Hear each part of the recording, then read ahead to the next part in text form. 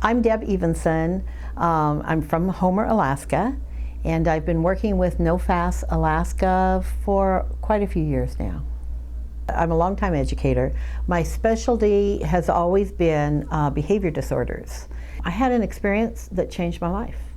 What happened for me is, as the state specialist in behavior disorders, my job was to fly around the state and work with children in schools and communities whose emotional and behavior challenges were getting in the way of their learning.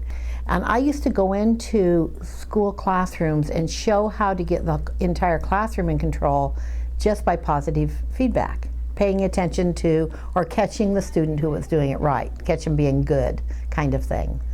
And it had been a long time since I had been afraid of the acting out behavior of a child. And in my job in Alaska, one of the first places I went to was the community of Barrow, which is far way up north. And I had a little 6-year-old first grader who had an IQ in the average range, didn't have any learning disabilities that we knew of, and had, but his behavior had been so extreme that he had spent most of the first 3 months of his first grade year in the principal's office. And all I had to do was to go up and set up a program to get this first grader to behave.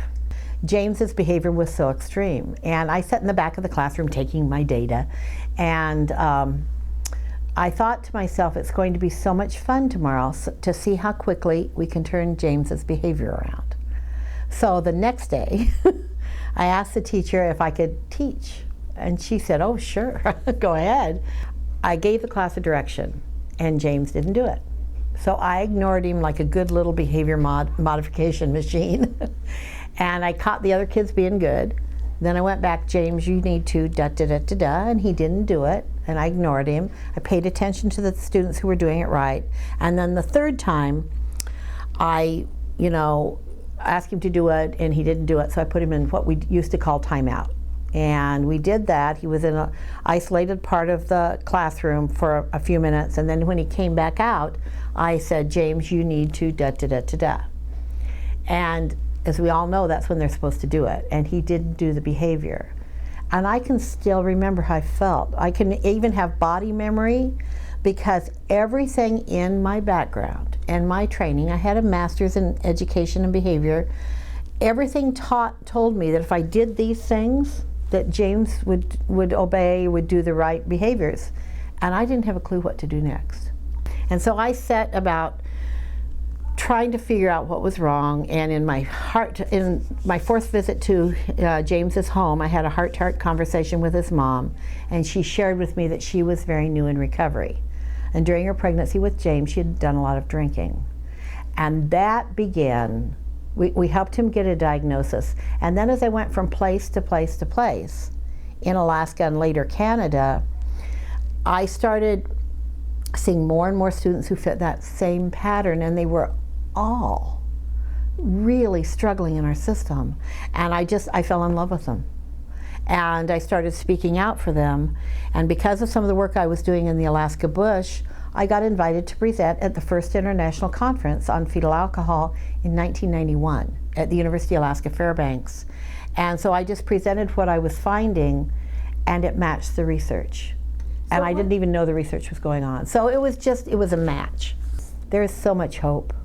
There is so much hope now, because we know techniques that really work. And I tell teachers now that because teachers are so overwhelmed, as are parents and social workers, but what I tell them is I absolutely promise them that if they take the time to learn about fetal alcohol spectrum disorders, that I promise them, and I promise people listening to this, that it will make your job easier. It's worth the time. So Anchorage School District, which is one of the very largest and most culturally diverse school districts in the entire United States, has taken on the challenge to increase the capacity to deal with the challenges of fetal alcohol spectrum disorder in every grade level and every program. And I'm working with them as a consultant to help them do that. We're having a grand experience. In fact, I'm calling it Anchorage School District's Great FASD Adventure. And there is so much hope. what we're finding is that if you get master teachers together and teach them about FASD together, we're helping to figure out some ideas and changes from the inside. They're having great impact on a lot of students. What I want to say to people is that as human beings who care about other human beings, we can do this.